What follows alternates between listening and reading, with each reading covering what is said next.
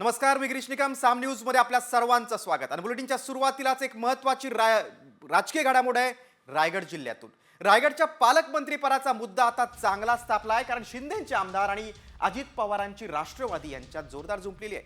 Sunil तटकरेंचे video बाहेर काढले तर त्यांना राज्यात फिरणं मुश्किल होईल, असा इशाराच शिवसेनेचे आमदार महेंद्र दळवींनी दिलाय. गोगावलेंनी उंची पाहून बोलावं, नाहीतर गुवाहाटीतले व्हिडिओ बाहेर काढू, असा इशारा अजित पवारांच्या पक्षाचे प्रवक्ते सूरज चव्हाण यांनी दिला होता. त्यालाच आता शिंदे गटानं देखील जोरदार प्रत्युत्तर दिलंय.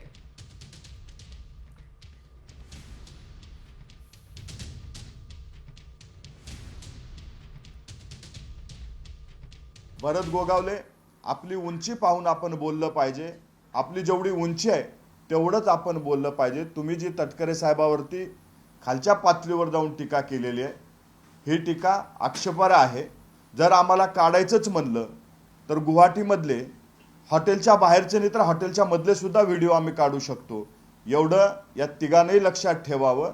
आणि पुढच्या काळामध्ये महायुतीच्या नेत्यावर बोलत असताना आपल्या वरिष्ठांची परवानगी घ्यावी, मगच बोलावं. आमदार जे वक्तव्य करतात त्यांचे जे काय रेकॉर्डिंग व्हिडिओ आहे ते बाहेर काढू. त्यांना असं सांगतो, त्यांचे जे पक्षाचे प्रदेश आहेत त्यांची जर कधी व्हिडिओ बाहेर काढले ना तर महाराष्ट्रात देशात फिरताना मुश्किल होईल. त्याला हे त्यांनी सांभाळून बोलावं. बालिश बुद्धीने बोलू नये, असं आमचा सबोरी सल्ला आहे. अजून खूप त्यांना शिकायचं आहे. पट्टा बांधून कोणी सोडतं, ती परिस्थिती त्यांनी करू नये. आम्ही बोलायला गेलो तर खूप काय बोलू शकतो. त्यांनी सबोरीने घ्यावं, असं आमचं प्रामाणिक मत आहे. एकीकडे पालकमंत्री पदाचा वाद आहे, आता दुसरीकडे बैठका सुरू झाल्यात. कारण एकनाथ शिंदे आणि अजित पवार या दोन्ही उपमुख्यमंत्र्यांची आज एक महत्त्वाची बैठक आहे. मंत्रालयात आज दुपारी 12:30 ते 2 या दरम्यान ही बैठक होणार आहे. पालकमंत्री पदाबाबत सुरू असलेल्या धुसफुशीनंतर आता बैठकीकडे सगळ्यांचं लक्ष आहे. रायगडच्या पालकमंत्रीचा वाद आहे, तिकडे नाशिकमध्ये देखील वाद आहे. त्यामुळे आता अजित पवार आणि एकनाथ शिंदे यांची मंत्रालयात दुपारी महत्त्वाची बैठक होणार आहे. कदाचित या बैठकीमध्ये रायगड आणि नाशिकचा वाद याच्यावर चर्चा होऊ शकते. एकनाथ शिंदे आणि अजित पवार यांच्यामध्ये आज एक महत्त्वाची बैठक होणार आहे. रायगडमधला वाद, पालकमंत्री पदाचा वाद आणि नाशिकमधला वाद, याच्यावर काय तोडगा निघतोय बघणं महत्त्वाचं आहे. तर गुलाबराव पाटलांच्या त्या वक्तव्याकडे वळूया. एकनाथ शिंदे हे फडणवीसांच्या सरकारमध्ये उपमुख्यमंत्री होणार नव्हते, हा गौप्यस्फोट शिंदेचे मंत्री गुलाबराव पाटील यांनीच केलाय. मात्र शिंदे गटाच्या सर्व आमदारांनी एकनाथ शिंदेंना आग्रह केला आणि त्यामुळेच शिंदे उपमुख्यमंत्रीपद त्यांनी स्वीकारलं, असं मंत्री गुलाबराव पाटलांनी म्हटलंय. पण ज्यावेळेस DCM होण्याकरता शिंदे साहेबांनी नकार दिला त्यावेळेस टीव्हीवर बातम्या चालत होत्या. पण आम्ही सगळ्यांनी DCM सरांना विनंती केली की आपण सत्तेमध्ये असलं पाहिजे, कारण की एकनाथ शिंदे नावाच्या चेहऱ्याने हे सरकार येण्यामध्ये फार मोठी ताकद होती. देवेंद्र भाऊ सुद्धा आपल्या काळामध्ये उपमुख्यमंत्री झाले होते, त्यांनी मोठंपण दाखवलं होतं. तर आपण सुद्धा यावेळेस मोठंपण दाखवलं पाहिजे आणि आपण DCM पद घेतलं पाहिजे, कारण की शेवटी तुमचे दोघांचे विचार सारखे आहेत आणि त्यांनी सगळ्या आमदारांचा या ठिकाणी मान ठेवला आहे. या राजकीय बातम्यानंतर आता राज्यभरातल्या आणखी काही घडामोडींचा आपण वेगवान आढावा घेऊया न्यूज पॉइंट 20 मधून. निवडणुकीत उभा राहिलो आणि निवडून आल्यानंतर वडिलांनी लाथ मारली, असा किस्सा मंत्री गुलाबराव पाटील यांनी सांगितला. पाणीपुरवठा मंत्री गुलाबराव पाटील यांचा जळगावात सत्कार करण्यात आला, तेव्हा ते बोलत होते.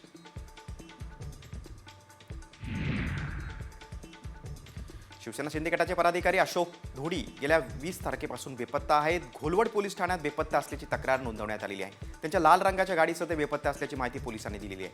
अशोक धोडी हे बेपत्ता असल्यानं स्थानिकांकडून वेगवेगळे निष्कर्ष काढले जात आहेत.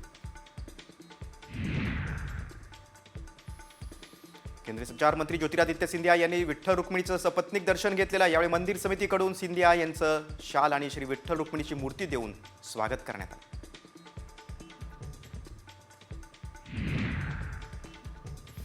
विधानसभा निवडणुका पार पडल्यानंतर आता आमदार आपापल्या मतदारसंघात कामाला लागले. अशातच जुन्नरचे आमदार शरद सोनवणे यांचा एक व्हिडिओ व्हायरल होते. आमदार साहेबांनी 1500 फूट उंचावरून 600 फूट लांबीचे हॉली क्रॉसिंग केलं आहे. त्याचा हा व्हिडिओ व्हायरल झाला.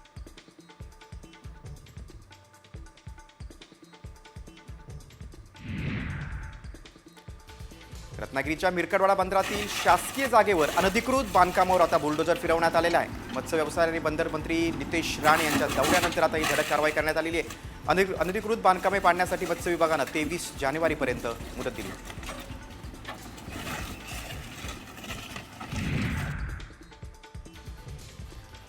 प्रवासी वर्गाची वाढती संख्या लक्षात घेता वसई भाईंदर रोरो सेवेच्या नव्या 6 फेऱ्या वाढवण्यात आलेल्या आहेत. त्यामुळे आता वसई भाईंदरमधील चाकरमानी वर्गाला दिलासा मिळणार आहे.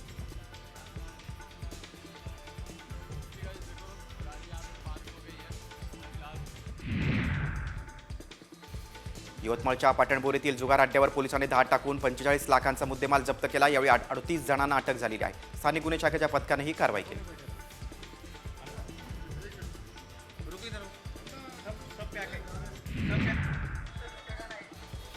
पुण्यातील एम्प्रेस गार्डनमध्ये पुष्प प्रदर्शनाचा आजचा शेवटचा दिवस आहे. काल रविवार असल्यानं नागरिकांनी प्रदर्शन पाहण्यासाठी मोठी गर्दी केली होती. यावेळी विविध रोपांची खरेदी, हुरडा पार्टी आणि विविध खाद्यपदार्थांवर ताव मारल्याचं पाहायला मिळालं.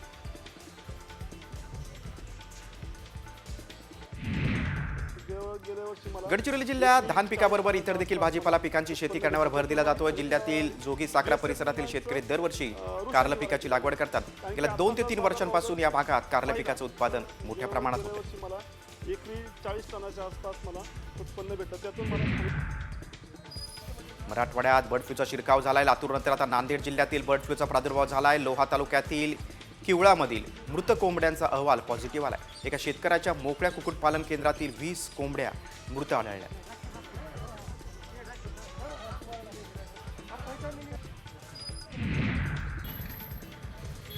अमरावती शहरासह जिल्ह्यामध्ये भटक्या श्वानांची संख्या वाढली आहे. या भटक्या श्वानांचा उपद्रव वाढला आहे. अनेकांना या श्वानांनी चावा देखील घेतलेला आहे. 2017 पासून अमरावती शहरात मोकाट श्वानांचं निर्बीजीकरणाची प्रक्रिया बंद आहे. त्यामुळे भटक्या श्वानांनी हैदोस घातला.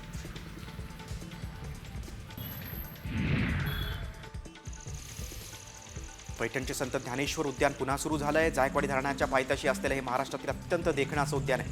या उद्यानाची गेल्या 5 वर्षांमध्ये दुरावस्था झाली होती. खासदार संदीपान भुमरे यांच्या पुढाकारातून आता 27 कोटी निधीतून उद्यानाची कामं करण्यात आली आहेत. उद्यानाला गतवैभव प्राप्त झालंय.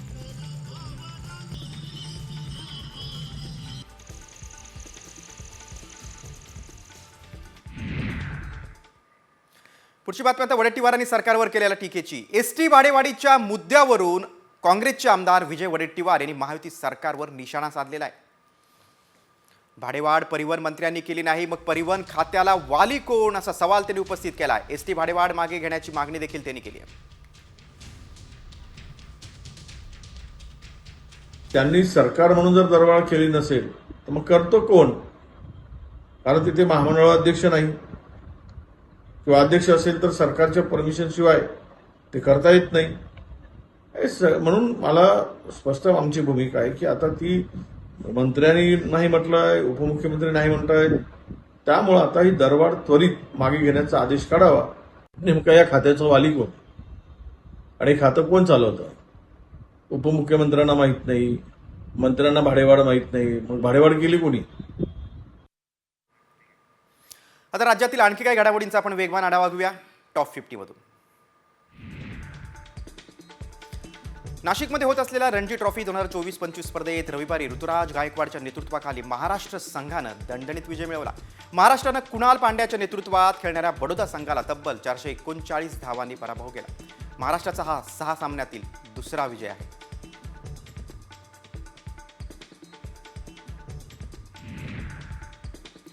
ठाण्यातील दादोजी कोंडदेव स्टेडियममध्ये रविवारपासून ISPL क्रिकेट सामन्यांच्या दुसऱ्या पर्वाला सुरुवात झाली. यावेळी माजी क्रिकेटपटू सचिन तेंडुलकर, अभिनेता अभिषेक बच्चन आणि आशिष शेलार उपस्थित.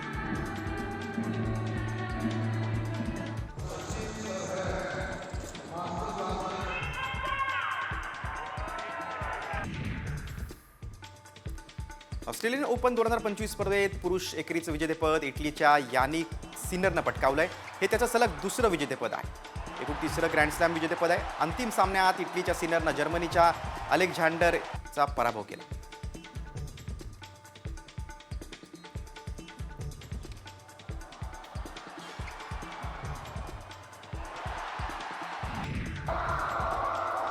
जळगाव जिल्ह्यातील पारोळ तालुक्यात पहिल्यांदाच बैलगाडा शर्यत पार पडली. आमदार अमोल पाटील यांच्या वतीने या स्पर्धेचं आयोजन करण्यात आलं होतं. विविध गावांमधील तब्बल 125 बैलगाडा संघ यात सहभागी झाले होते. शेंदूर येथील बैलगाडा संघानं पहिलं 41,000 रुपयांचं रोख पारितोषिक पटकावलं.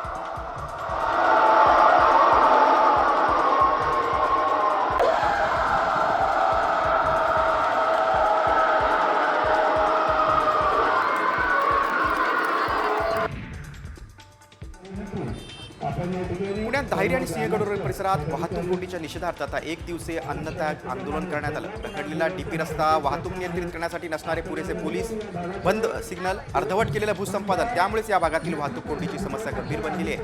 याच्या निषेधार्थ आंदोलन करण्यात आलं.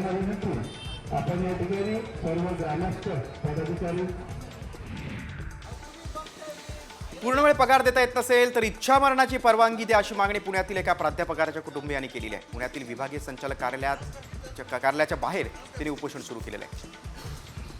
जोपर्यंत मागणी पूर्ण होणार नाही तोपर्यंत उपोषण सुरूच ठेवणार असा निर्धार प्राध्यापक ठोंबे यांनी घेतला.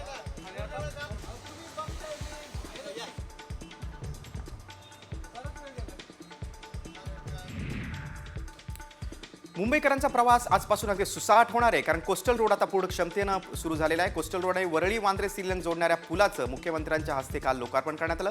तेव्हा आता मरीन ड्राईव्ह ते वांद्रे हा प्रवास फक्त 12 मिनिटांमध्ये होणार आहे.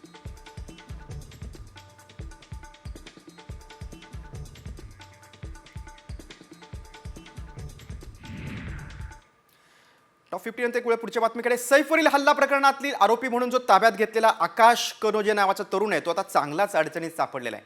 मुंबई पोलिसांनी आयुष्य उद्ध्वस्त केल्याचा आरोप आकाशनं केलेला आहे.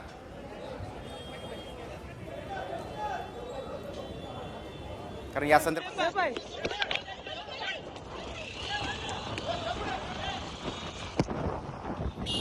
वाले लोग ने मुझे बोला करके दोबारा यहाँ पे फ़ोन नहीं करना और हम लोग कोई रिश्ता रखेंगे नहीं तुम्हारे साथ में और ना हमारे को कोई रिश्ता रखना है अभी तुम्हारे साथ में, ना कोई हम रिश्ता बनाएंगे अभी. आता आम्ही तुला कामावरती ठेवतात, कधी पोलीस आली कधी तुला घेऊन गेले कुठे पूछताछ बिछताछसाठी, तर म्हणजे आम्हाला तर जबाब द्यावा लागेल ना का ड्रायव्हर गेला कुठे गाडी सोडून.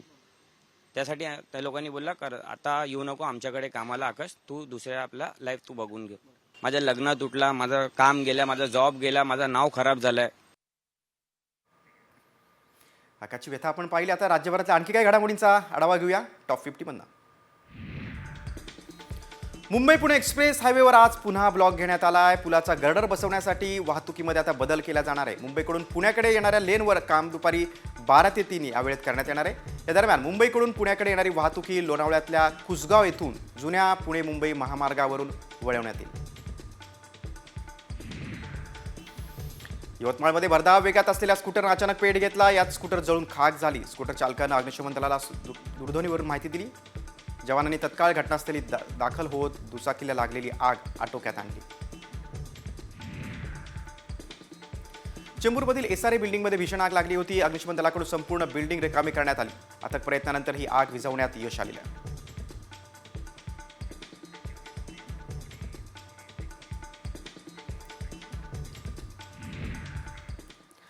टॉप 50 नंतर आता एक महत्त्वाचा रिपोर्ट आहे. पालकवर्गाने बातमी जरूर बघावी, कारण सोशल मीडियाच्या अतिवापरामुळे मुलांच्या मानसिकतेवर परिणाम होतोय. जगभरात मोबाईल आणि सोशल मीडियावरील सक्रिय राहण्याच्या मुद्द्यावर तज्ज्ञांनी धोक्याचा इशारा दिला. केंद्र सरकारनं देखील त्या दृष्टीने महत्त्वाचं पाऊल टाकलंय. पाहूया या संदर्भातला एक खास रिपोर्ट. पालकांच्या परवानगीशिवाय नो सोशल मीडिया.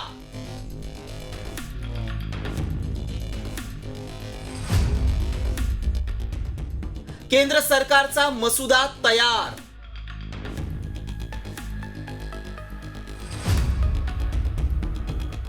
मुलांच्या ऑनलाईन सुरक्षेसाठी महत्त्वाचं पाऊल.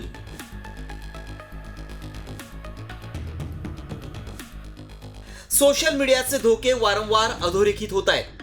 विशेषतः मुलांच्या सर्वांगीण विकासावर त्याचा दूरगामी परिणाम होत असल्याचं तज्ज्ञांचं म्हणणं आहे. आता केंद्र सरकारनं याचीच दखल घेत केंद्रीय इलेक्ट्रॉनिक आणि माहिती प्रसारण मंत्रालयानं डिजिटल व्यक्तिगत डेटा संरक्षण अधिनियम म्हणजेच DPDP 2025चा मसुदा तयार केलाय. यातील सर्वात महत्त्वाचा पैलू म्हणजे 18 वर्षांपेक्षा कमी वयाची मुलं पालकांच्या मंजुरीनं सोशल मीडियावर पाऊल ठेवू शकतील. मुलांचं अकाउंट सुरू करण्यासाठी आई वडिलांनी खरंच परवानगी दिली का, हे सोशल मीडिया कंपनीला सुनिश्चित करावं लागेल. सहमती देणाऱ्याची ओळख आणि वयाची पुष्टी अनिवार्य करण्यात आली आहे. माहिती तंत्रज्ञान मंत्रालयानं मसुद्यावर 18 फेब्रुवारीपर्यंत आक्षेप किंवा सूचना मागवल्या आहेत. या सूचनांच्या आधारावर या कायद्यामध्ये बदल केले जातील, अन्यथा हाच प्रस्ताव कायम ठेवण्यात येईल. कायद्यात वैयक्तिक डेटाचं उल्लंघन झाल्यास संबंधित कंपनीवर दंडाची तरतूद आहे. संसदेनं ऑगस्ट 2023 मध्ये डिजिटल डेटा संरक्षण कायदा पारित केला होता. नियमांच्या प्रारूपावर मंत्रालयात सल्लामसलत प्रक्रिया 31 डिसेंबर रोजी पूर्ण झाली आहे. गृह मंत्रालयानं देखील या नियमांवर सहमती दर्शवली आहे. यावर सायबर सुरक्षा तज्ञांचं काय म्हणणं आहे ते देखील पाहूयात. Digital personal data protection act ह्या खाली DPDP रूल्स बनवले गेलेत आणि ह्यामध्ये असं नमूद केलं गेलंय की 18 वर्षाखाली मुलांना त्यांच्या पालकांचं परमिशन लागणार सोशल मीडिया अकाउंट बनवायला. कन्सेंट मेकॅनिझम त्याच्यामध्ये आणलेलं आहे, तर पालकांचं कन्सेंट घ्यावं लागणार. हा निर्णय मुलांना ऑनलाईन होणाऱ्या धोक्यांपासून वाचवण्यासाठी घेण्यात आलाय. अनेक कुटुंबात मुलं मोबाईल आणि सोशल मीडियाच्या आहारी गेली आहेत. सतत फेसबुक, इंस्टाग्रामवर ऍक्टिव्ह राहणं, सतत रील्स पाहणं याचे दुष्परिणाम समोर येत आहेत. या पार्श्वभूमीवर महाराष्ट्रात बोहरा समाजात 15 वर्षांखालील मुलांना मोबाईल बंदी करण्यात आली आहे. Australia, Spain, Sweden, Ireland, France, Canada, चीन या देशांमध्ये शाळकरी मुलांना मोबाईल वापरण्यास आणि सोशल मीडियावर सक्रिय राहण्याबाबत कडक नियम आहेत. भारतातही त्या दृष्टीनं टाकलेलं पाऊल स्वागतार्ह आहे. पालक वर्गाकडून त्याचं स्वागतच होईल यात शंका नाही. ब्युरो रिपोर्ट, साम टीव्ही न्यूज.